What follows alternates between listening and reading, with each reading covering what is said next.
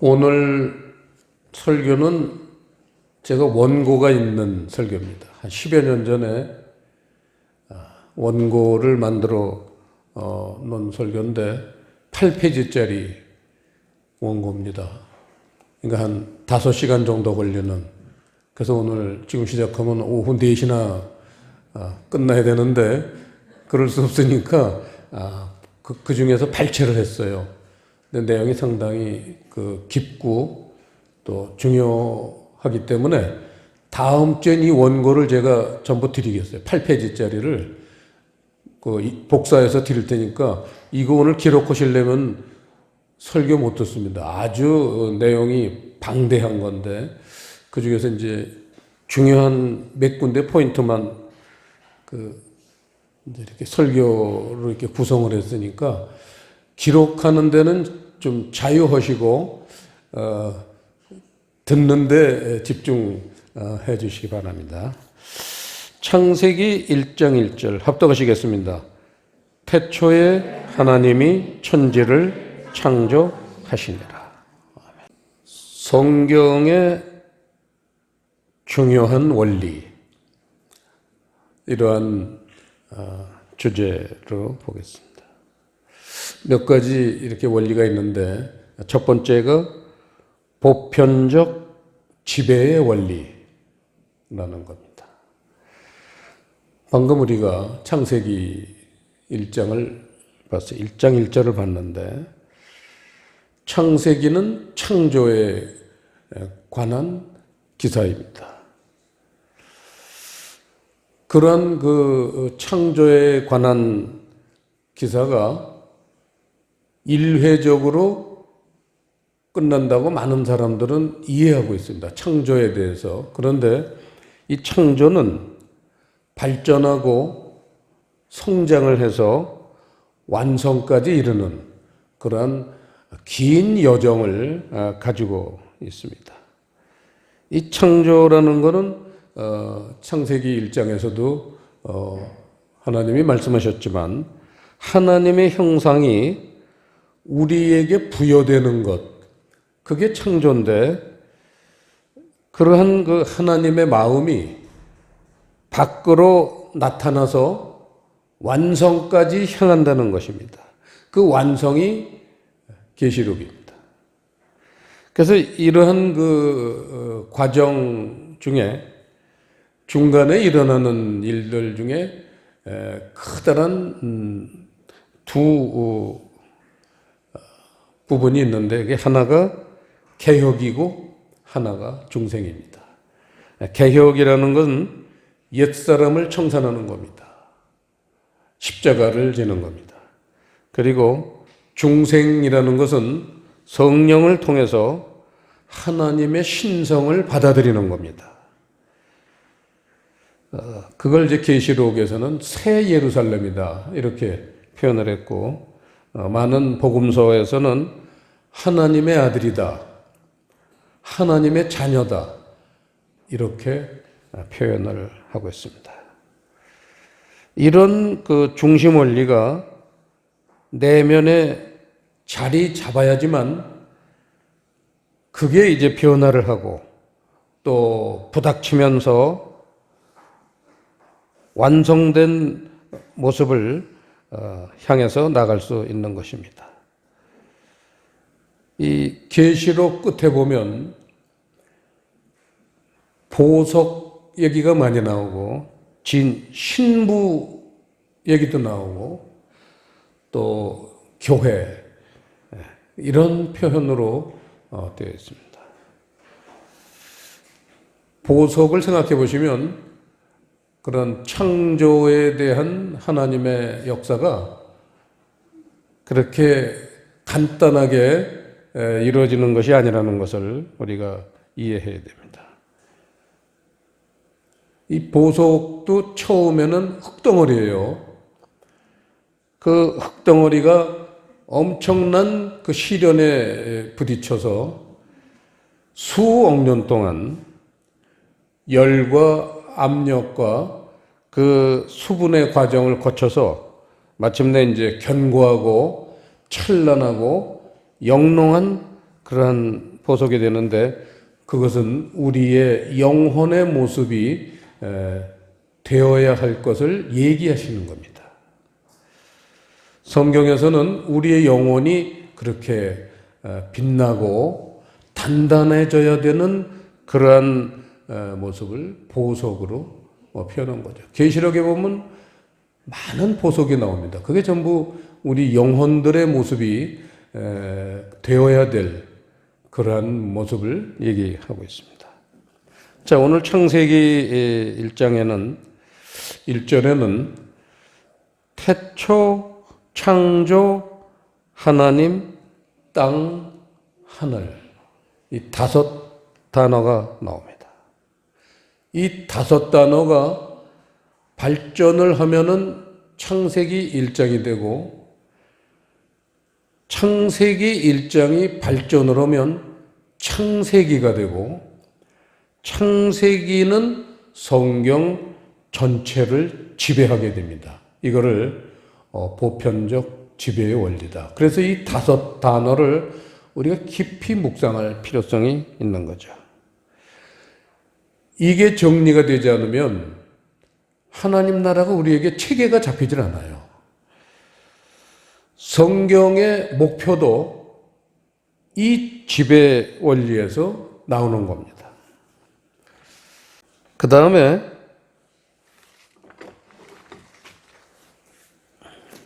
두 번째로 생각해야 될 게 개념이 설정되어야 한다는 것입니다. 땅이 뭐다?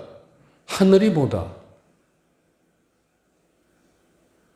이 창세기 1장 시작을 하면은 빛이 나옵니다.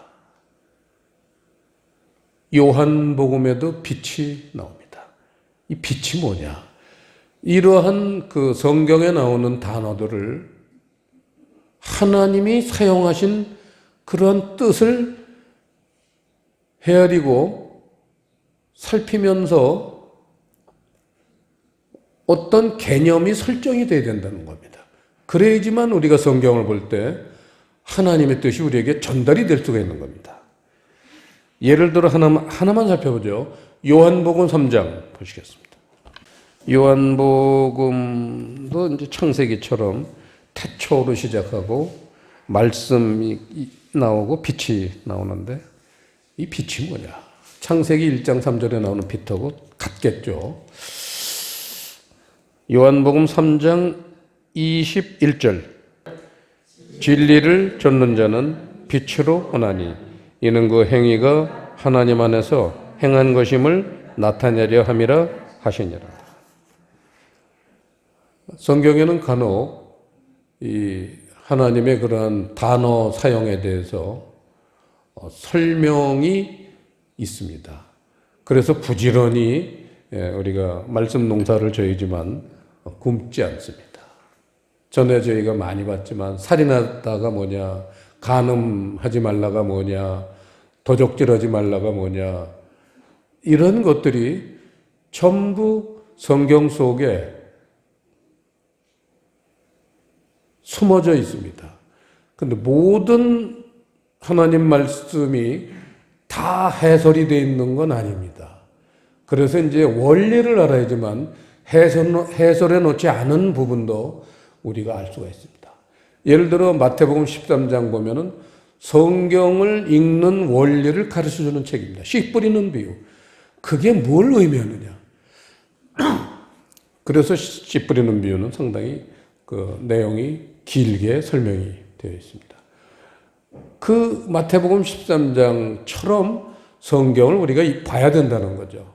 하나님은 늘 모든 성경을 그렇게 원리를 두시고 말씀을 하신 거예요. 원리 없이 그냥 뭐 생각나는 대로 하셨겠습니까, 하나님이?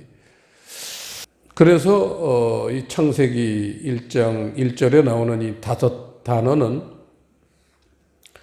옛날에 한번 만드셨다 이렇게 사람들이 생각했던 그런 고정관념을 깨고 옛날에 일어난 사건이 아니라는 겁니다. 자, 그 다음에 세 번째 우리가 또 봐야 될 원리는 모든 성경의 개념은 영적 실제를 말하고 있다는 겁니다. 예를 들어 성경에 나오는 그 시간에 대한 단어라든지 또 장소를 나타내는 단어라든지 이러한 것들은 그 시간이나 또 장소는 존재의 영적 상태를 나타내는 하나님의 표현 방법입니다. 우리는 그 예는 말씀을 통해서 많이 봐오고 있습니다. 예를 들어 에덴 하면 이거는 동쪽을 의미합니다. 주님의 빛이 오는 곳 에덴이에요. 강이라는 것은 말씀의 역사가 있는 겁니다. 말씀의 역동성, 이게 강입니다. 나무라는 것은 하나님의 세계를 인식하는 체계를 많이 봤죠. 그게 나무입니다.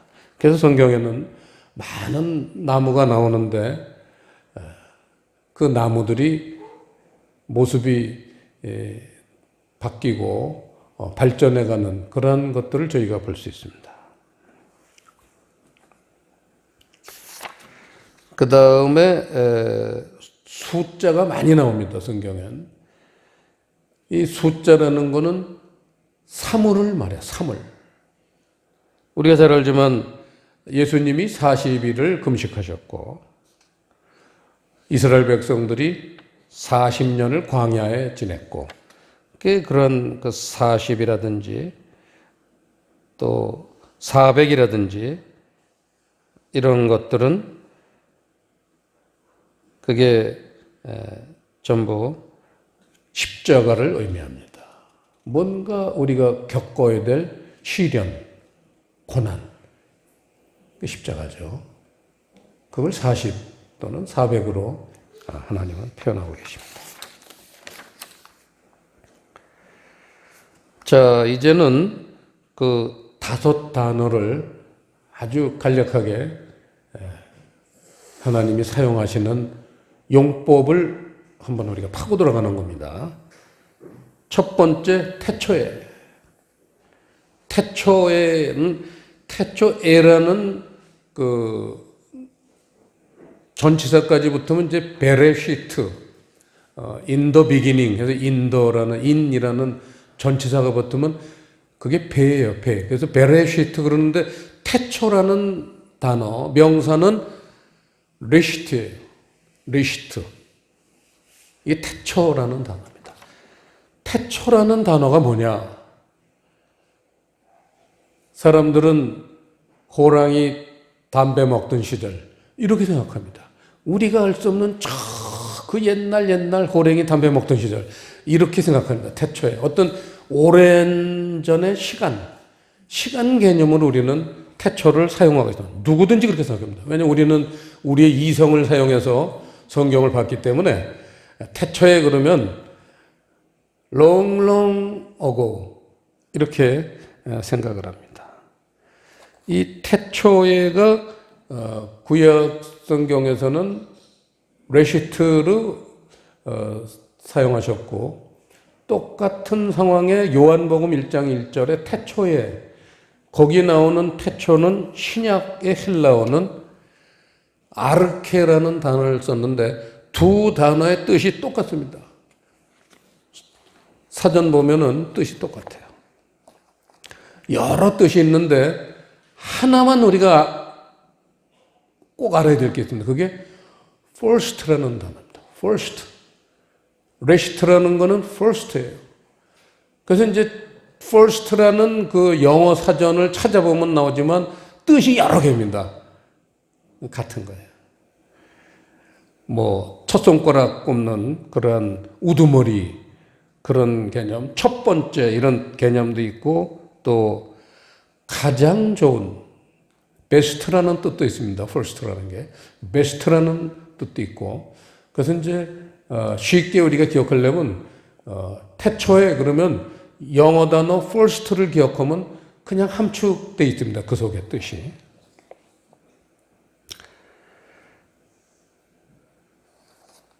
태초에를 쓴 구약 성경에 굉장히 많은 속에 태초라는 단어가 등장하고 있습니다. 끊임없이 반복되고 있습니다. 왜냐하면 태초라는 단어는 이례적인 것이 아니기 때문에 아까 우리가 살펴봤지만, 그래서 태초라는 단어는 계속 반복적으로 등장해야지만 됩니다. 대표적인 걸 하나만 찾아보겠습니다. 잠언서 3장 찾아보겠습니다. 9절을 보시면요, 내 재물과 내 소산물의 처음 익은 열매로 여호와를 공경하라. 여기에서 처음이라는 단어가 레시트입니다. 태초. 내 재물과 내 소산물의 태초에 익은 열매로 여호와를 공경하라. 그걸 태초로 번역을 했으면 우리가 좀 더 이렇게 접근하기가 용이했을 텐데, 처음이라고 번역을 해놓으니까 그게 태초라는 개념하고는 연관지기가 힘들죠. 그게 원어를 봐야지만 그게 연관이 됩니다. 여기서 처음이라는 것은 시간적 처음이라는 의미가 아니에요. 하나님한테 드릴 때, 예를 들어 무슨 열매를 첫 번째 열매인데 그게 벌레 먹고 좀 시원찮게 자라고 형편없는 건데, 첫 번째라는 그 개념 때문에 그걸 하나님에게 드려서 되겠습니까? 그렇죠? 상식적으로 생각해 보세요. 뭐 과일도 좋고 뭐 농작물도 좋고 그렇습니다. 처음이라는 단어는 질적으로 가장 우수한 존재, 그거를 태초라는 표현으로 하나님이 쓰신 거고, 그걸 요구하시는 겁니다, 우리에게. 그래서 내 재물과 소산물의 처음, 그러니까 열매라는 건데, 그래서 내 재물이라는 거는 지식을 말하고, 소산물은 행위를 말합니다. 거기에서 나오는 처음 열매라는 거는 하나님의 사랑에 의지한 말씀과 삶을 얘기하죠. 이것이 여호와를 공경하는 것이라는 거예요. 거기다가 출애굽기 13장 2절 그렇게 관조를 달아놓으세요. 초태생이라고 표현을 했습니다. 똑같은 얘기예요.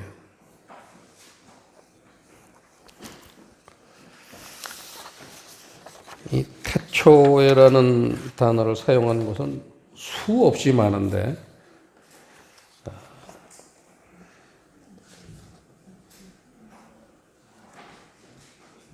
하나를 더 보면요, 전도서 3장을 보겠습니다.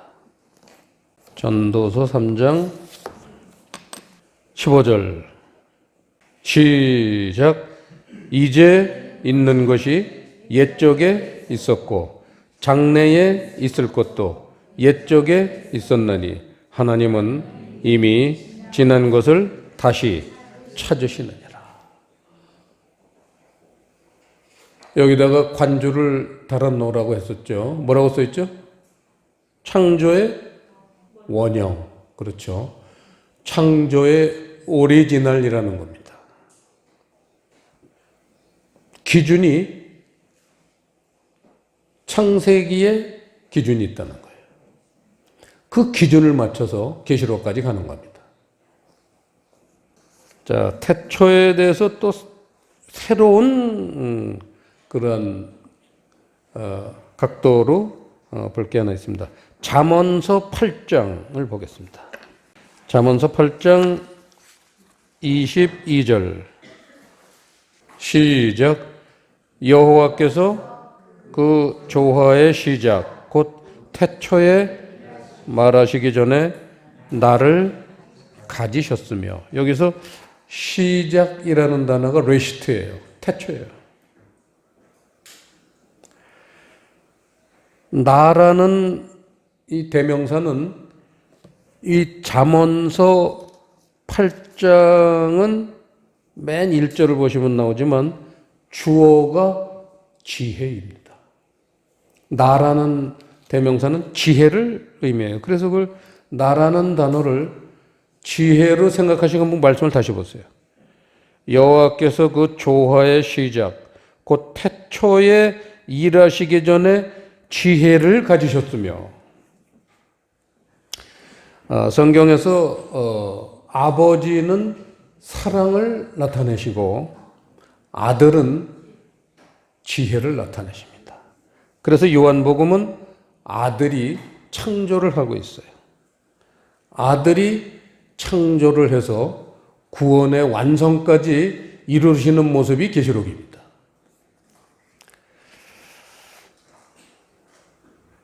(30절) 보시면요, 내가 그 곁에 있어서 그 창조자가 되어 날마다 그 기뻐하신 바가 되었으며 항상 그 앞에서 즐거워하였으며. 내가, 지혜가 창조자가 됐다는 거예요. 하나 더 보겠습니다. 레위기 2장을 보겠습니다. 레위기 2장 11절 12절 시작. 무릇 너희가 여호와께 드리는 소제물에는 모두 누룩을 넣지 말지니 너희가 누룩이나 꿀을 여호와께 화제로 드리지 못할지니라. 처음 익은 것으로는 그것을 여호와께 드릴지나 향기로운 냄새를 위하여는 단에 올리지 말지며 내 모든 소제물에 소금을 치라. 이제 그렇게 말씀이 되어 있습니다. 그 12절에 처음이라는 단어가 레시트예요. 시간적 처음이 아니죠. 처음 익은 것으로 여호와께 드리라는 겁니다.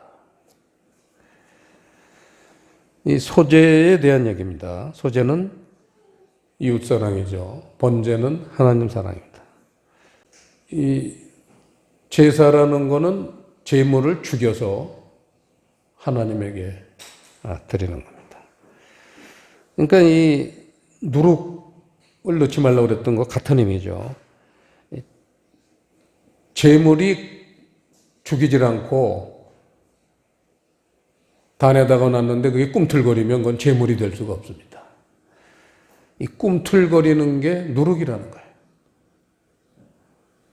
뭔가 자기 생각이 들어가 있는 것, 이런 게 누룩이죠. 꿀은 육체적인 어떤 기쁨, 육신적인 기쁨, 이런 걸 의미하죠. 거기에서 이제 처음 익은 것, 거룩한 상태, 이게 바로 태초죠. 태초. 결국 제사를 드릴 때 육의 관점, 제사는 우리의 삶이죠. 로마서 12장 1절에서 우리의 삶입니다.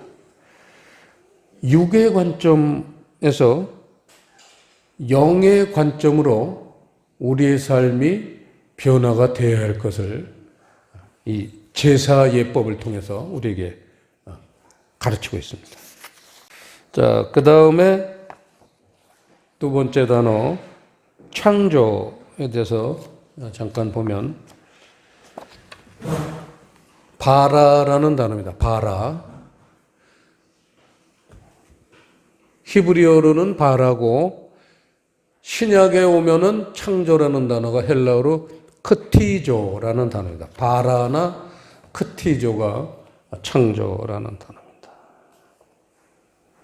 창조에 대해서도 한두 가지 한번 그 성경을 통해서 예를 보겠습니다.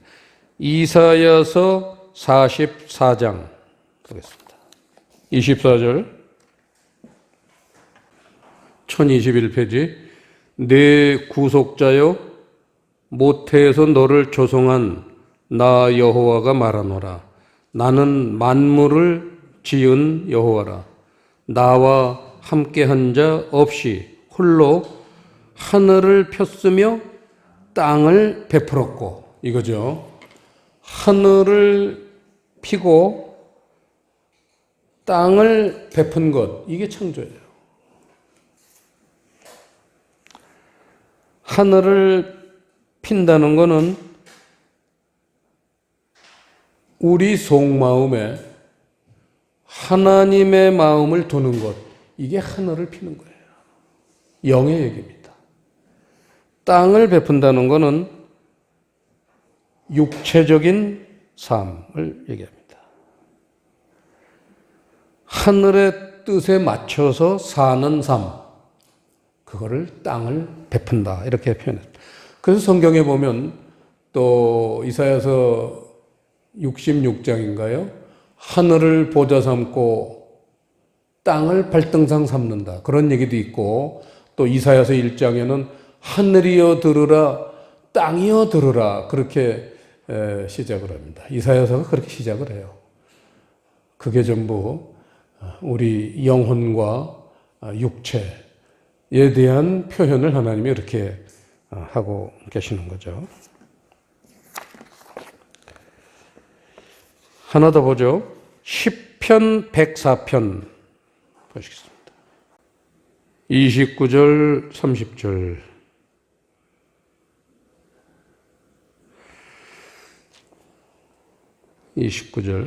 주께서 낯을 숨기신즉 저희가 떨고 주께서 저희 호흡을 취하신즉 저희가 죽어 본 흙으로 돌아가나이다.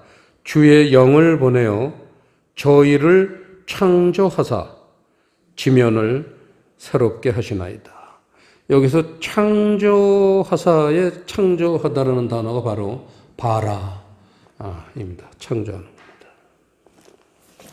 29절엔 본 흙으로 돌아간다, 그렇게 표현을 했는데 육적 존재로 된다는 의미입니다. 뱀같이 되는 거죠. 뱀은 흙을 먹고 살게 창세기 3장에서 하나님이 저주를 내리셨습니다.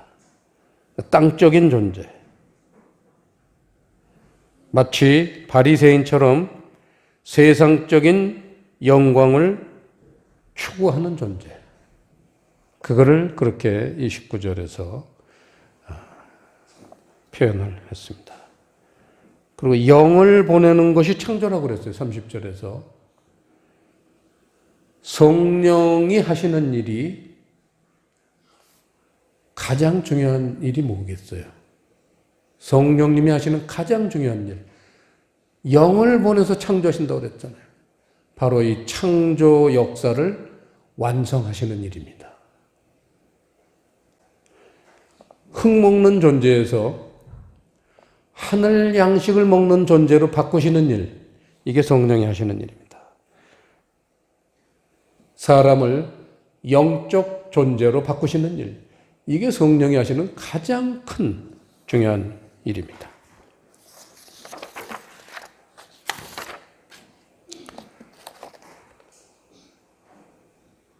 신약에서 하나만 보겠습니다. 에베소서 4장 24절.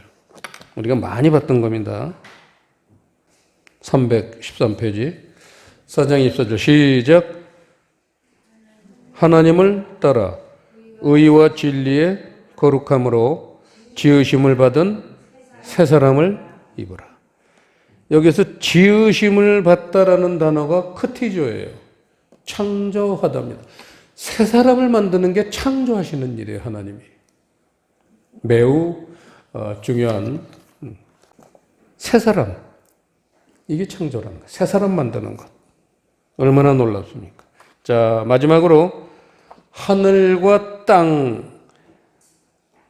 하늘은 속사람, 땅은 겉사람입니다. 속사람이라는 것은 우리 영혼이고 겉사람이라는 건 우리의 몸이죠. 그래서 영혼이 몸에게 명을 내려서 몸이 순종하게 하는 상태. 그게 하늘과 땅의 가장 이상적인 그런 관계입니다. 이런 상태가 창조의 모습이라는 거죠. 옛 상태라는 것은 육이 지배를 하고 있고 영혼은 침묵을 하는 상태. 이거는 옛사람입니다.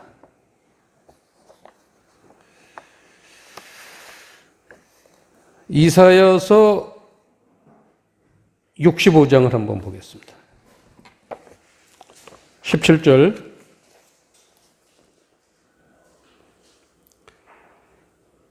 보라, 내가 새 하늘과 새 땅을 창조하나니 이전 것은 기억되거나 마음에 생각나지 아니할 것이라.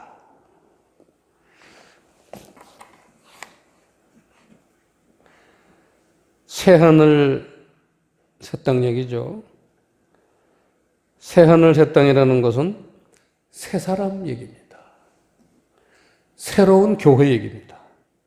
이전 것이라는 것은 옛사람을 얘기하고 처음 하늘, 처음 땅을 얘기합니다.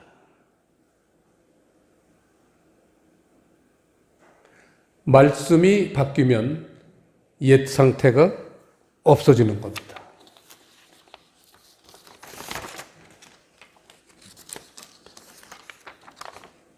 마지막으로 계시록 21장 1절에 보시면요. 또 내가 새 하늘과 새 땅을 보니 처음 하늘과 처음 땅이 없어졌고 바다도 다시 있지 않더라. 그래서 창세기는 하늘과 땅을 만드시는 그러한 얘기로 시작해서 계시록은 그 하늘과 땅이 새 하늘과 새 땅으로 그렇게 변화된 모습, 그걸로 이 창조의 완성을 이루고 있습니다. 새 하늘 새 땅이라는 것은 천국화된 교회의 모습이죠. 신부가 신랑을 위해서 단장한 모습입니다. 신부는 교회고 신랑은 재림 주님입니다. 재림이라는 게 뭐냐? 이건 쓰세요. 재림이라는 것은 결정적인 하나님의 임재입니다. 재림은 하나님 자체를 가지고 오시는 거예요. 그게 생명과 사랑이죠. 그래서 이렇게 성경은 창조로 시작해서 창조로 끝을 내고 있고, 오늘 우리가 성경을 봤듯이 창조는 지금도 계속되고 있고 나를 통해서 계속되고 있습니다. 우리를 통해서 지금 이 시간도 창조의 역사는 하나님이 진행하고 계십니다. 그래서 우리가 기도할 때 하나님, 저를 창조해 주세요. 이러한 기도가 필요한 것을 여러분 오늘 느끼셨을 겁니다. 기도하시겠습니다. 아버지 하나님, 오늘 창세기를 통해서 하나님의 창조의 그런 놀라운 경륜을 저희들에게 말씀해 주셨으니 이 말씀이 우리에게 깊이 그렇게 마음에 새겨져서 우리의 영혼을 살리고 우리의 삶을 바꾸는 계기가 되도록 축복해 주시옵소서. 감사를 드리오며 예수님 이름으로 기도드리옵나이다.